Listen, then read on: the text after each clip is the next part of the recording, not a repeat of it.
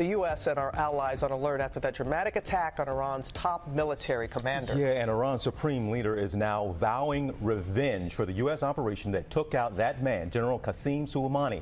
He was killed in a missile attack at the airport in Baghdad on Thursday. The U.S. saying he was responsible for the deaths of hundreds of Americans during the Iraq War, as well as those protests earlier this week at the U.S. Embassy in Baghdad, also warning that he was actively planning attacks on American diplomats and service members. And you can see thousands of his supporters taking to the streets protesting this morning.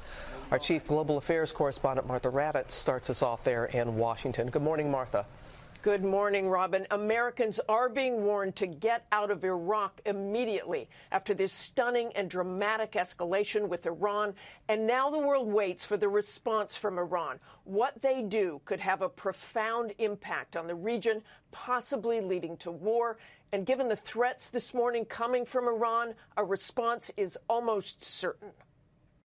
A fiery heap is all that remained of the motorcade that was carrying Qassem Soleimani, the powerful and revered Quds commander in Iran, a force labeled a terrorist organization by the U.S. Soleimani had just arrived at Baghdad's international airport, climbed into an SUV, and within minutes he was dead.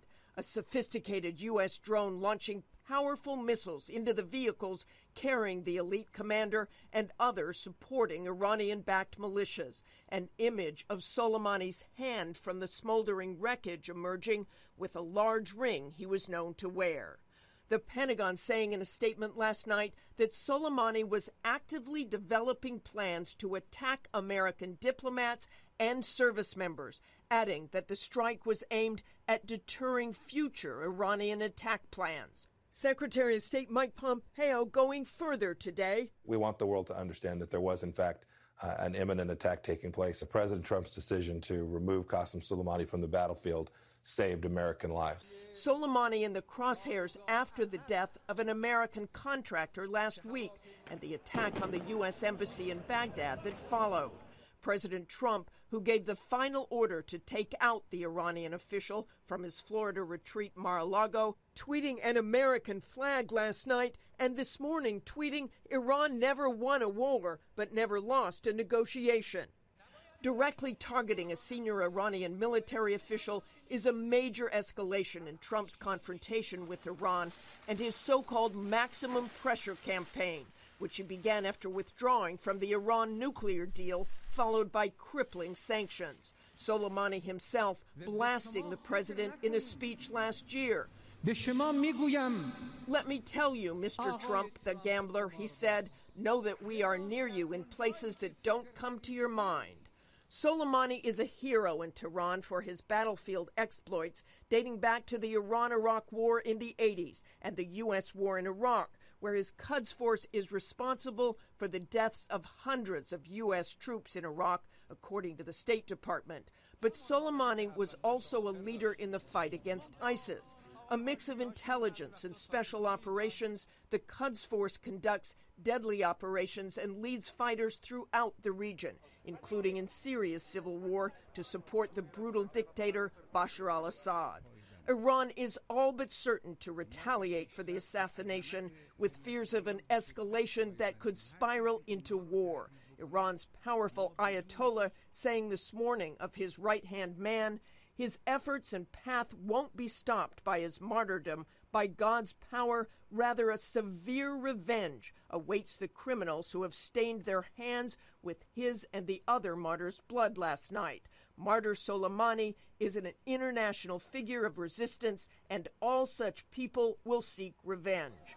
U.S. troops in the region are already on high alert, days after the embassy compound in Baghdad was stormed by a pro-Iranian militia and its supporters. The two-day siege forced Marines to deploy tear gas and Apache helicopter to fire off flares and warning.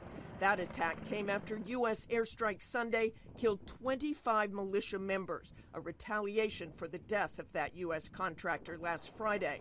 The U.S. has deployed 14,000 troops to the Middle East since May, an additional 850 arriving just this week. All of them now potential targets for an Iranian response. Israel is also on heightened alert this morning, and others across the region. And while Soleimani was responsible for the death of so many American forces in the past, it is unclear how this ends. Robin. Martha, please help people understand how significant this is and how big of a blow this could be to Iran. It is such a blow, and as you saw, thousands of mourners did take to the streets across Iran this morning after Friday prayers. There were three main chants: death to America, death to Britain, and revenge, revenge, something we will likely hear a lot more of in the coming days. Robin. All right, Martha, thank you. Hi, everyone. George Stephanopoulos here. Thanks for checking out the ABC News YouTube channel. If you'd like to get more videos, show highlights, and watch live event coverage, click on the right over here to subscribe to our channel. And don't forget to download the ABC News app for breaking news alerts. Thanks for watching. The remains of the vehicle in which the Iranian general and the Iraqi militia leader were riding when the American missiles struck. Soleimani had just landed at Baghdad's airport. Al-Muhandis was on hand to welcome him. Both were killed instantly, along with at least 5 others. The deaths are a major setback for Iran, which loses its most powerful and most popular military commander and an important Iraqi ally. The reaction from Tehran came quickly. Supreme Leader Ayatollah Ali Khamenei ordered 3 days of mourning and issued a statement promising a, quote, strong revenge against the criminal killers of General Soleimani. At Friday prayers, worshippers chanted anti-American slogans and vowed revenge. How stupid can they be to do such a thing? Because in the Middle East, I think Iran is the factor of stability, and Qassem Soleimani was an influential factor in that stability. The entire nation of Iran, all the Islamic countries, we are all General Soleimani, and we will never let the U.S. do anything. This action, which U.S. officials have apparently taken responsibility for, you can be sure it was an amateur act. Iran will wake up and produce more Soleimanis, I assure you. In Iraq, some celebrated Soleimani's death. Many Iraqis disapprove of Iran's strong influence on the country's politics. But Iraq also has a large Shiite population that sees Iran as a friend. Above all, Iraqis fear being dragged into a U.S.-Iranian conflict. America and Iran should solve their problems outside Iraq. We don't want them to solve them inside Iraq because that doesn't serve our interests. The people who've gathered here aren't celebrating the killing of Soleimani or anyone else because it doesn't serve us at the end of the day. The conflict was already ratcheting up before this latest airstrike. On Thursday, 750 American soldiers arrived in Kuwait. Now Washington has directed U.S. citizens in Iraq to get out of the country immediately. And for more on this story, I'm joined in the studio by Guido Steinberg from the German Institute for International Security Affairs and U.S. political analyst Rachel Rizzo. Guido, can you give us a sense of just how much potential this airstrike has to unleash turmoil in an already extremely volatile region? Well, you can't overstate the importance of General Soleimani for Iranian expansion in recent years. He has been the general of his generation in the Iranian military. So the Iranians, from their point of view, will have to react. And the problem is that they have already escalated the conflict with the United States. Just think of the Iranian attacks on the Saudi oil installations in September. The next logical step, I think, would be first to kill Americans. I think that is what's going to happen, not imminently, but perhaps after some months. And the Iranians will try very hard to evict the United States forces from Iraq. Rachel, what do we know about how this U.S. decision was made? Would President Trump have given the go-ahead fully aware of the possible consequences? So this attack, this killing was directed by President Trump himself. The Department of Defense tweeted that this was a defensive, decisive action directed by the president. The question is what comes next, and has the U.S. national security apparatus been working behind the scenes, and are they prepared to have a response from the United States, depending on how Iran decides to respond? OK, well, we'll talk more about the implications of his death in a moment. But first, let's take a closer look at this significance. As commander of the elite Quds force of Iran's Revolutionary Guard, Qassem Soleimani was Iran's top general. He was also its most recognizable and popular military commander. Supreme Leader Ayatollah Ali Khamenei once called him a living martyr of the revolution. Soleimani joined Iran's Revolutionary Guard after the Iranian Revolution in 1979. He saw action in the 8-year Iran-Iraq War.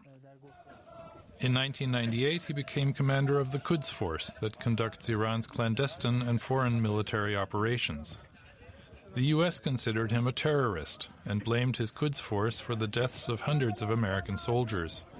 Soleimani was especially active in Iranian operations against rebel groups in Syria, against the so-called Islamic State, and supporting Shiite militias in Iraq. Over the years, Soleimani survived a number of scrapes with death, including an airplane crash in 2006 and a bombing in Damascus in 2012. He was 62 years old when an American missile killed him in Baghdad. Guido, what was this top Iranian general doing in Iraq? He's an Iraqi politician. The Quds Force is responsible for Iranian foreign policy in the Eastern Arab world, especially Iraq, Syria, Lebanon, and he has been called the most influential person in Iraq by Iraqi politicians in recent years. In fact, in order to become prime minister in Iraq, you needed the consent of Qassem Soleimani already in 2006, in 2010, 2014, and 2018 again. So it was quite a routine event, and he was visiting his friend, Abu Mahdi al-Muhandis, the head of the Hezbollah brigades. These are the closest ally of the Iranian Quds Force, the guy who has been killed with him, and the militia responsible for the attacks on Americans in recent weeks, and the militia mainly responsible for the attack on the American embassy just 3 or 4 days ago. Rachel, let's have a look at the US now. What's the reaction been in the US to Soleimani's killing, politically, but also from the public? Unsurprisingly, the reaction has been pretty divided amongst political lines. So this killing was carried out without the knowledge of top congressional senators like Chuck Schumer and Congresswoman Nancy Pelosi. And you've gotten tweets from some Republicans like Ben Sasse, Tom Cotton, Lindsey Graham, saying that this attack was coming. The Iranians have been punching the U.S. in the nose for long enough, and they should have expected it, and they deserved it. Democrats, on the other hand, have had a very different reaction, saying that, yes, Soleimani had blood on his hands, but this is an escalation for which the U.S. might not be prepared. And so when Congress comes back from its recess next week, we can expect them to kind of start looking at checking the president's war powers. But as you saw from Trump's tweet, just the American flag, he's going to use this to try to drum up support from his base. Does this attack figure in any kind of plan that or strategy that President Trump has for the Middle East? So the question is, does Trump have a strategy in the Middle East? And if so, what is it? Obviously, countering Iranian influence as well as supporting U.S. allies, Saudi Arabia and Israel is a mainstay of that. But this killing, I think, puts the U.S. administration as well as diplomats and forces abroad in an impossible spot, because now the administration has to strategize and think 5 or 6 steps ahead. And given that the president himself is sort of a rogue actor and likes to, act very impulsively, this is going to be pretty difficult, a difficult one for the U.S. to navigate. Guido, can we get your take on that? Can the international community discern any coherent Middle East strategy from Washington right now? There is nothing like an international community, and especially not in this regard. We have seen an escalation between the Iranians and the United States in recent months. And the problem about this escalation is that the United States, I think, doesn't have a strategy. Maximum pressure is not a strategy. It's not clear what they want.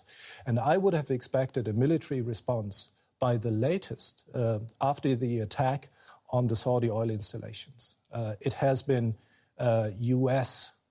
policy to protect the Gulf states from any kind of attack since President Carter, the Carter Doctrine in 1980. And President Trump didn't follow up on his threats, and I think that was the mistake that prompted the Iranians to escalate. They thought they could get away with anything.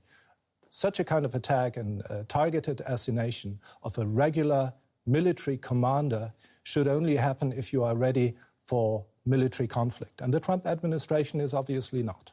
Not yet, at least not before the elections. All right, we'll have to leave it there. Guido Steinberg and Rachel Rizzo, thanks so much for your analysis. Thanks.